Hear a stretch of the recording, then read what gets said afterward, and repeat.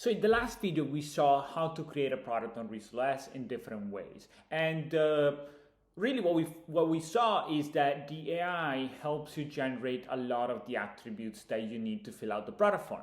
But not everyone likes the way our AI is set up to generate those attributes. So you can customize that. You know, maybe you don't like how it creates the descriptions. It tends to do this bullet pointed list, and maybe it's missing some information. So what you can do is you can come down to the settings, okay? And then under item defaults, this is where you manage your item defaults. You see the AI generation part, okay? And this is where you can customize the prompt that the AI uses to generate your titles, descriptions, and other attributes. So you can say like, you know, my titles are normally more concise, you know, reduce the character from 80 to whatever. Or you can say, you know, I sell jewelry mostly, and so always include the stone type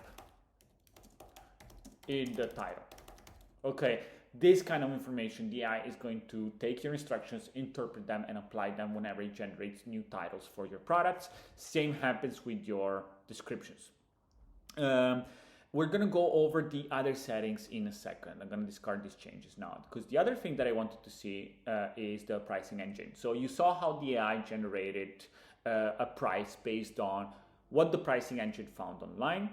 If you want more information about pricing and you like to dig a little bit more into the numbers, you can open the pricing engine in a new tab, okay? And let's let it load again a little bit.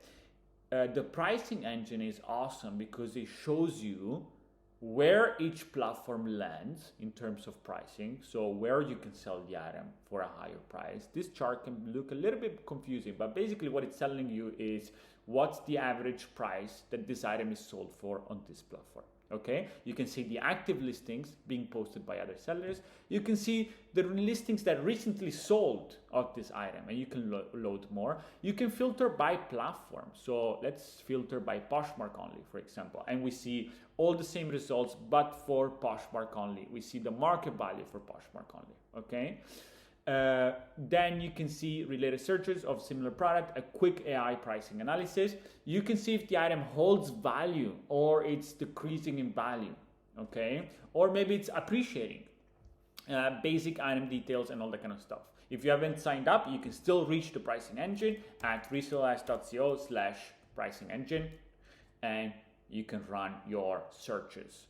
Pricing searches for your own products. You can trigger it by searching the item, uploading photos, or scanning a barcode. Now, let's keep talking about AI in the product creation form, because we use AI in another way, and that is by editing images. Let's dive into that in the next video.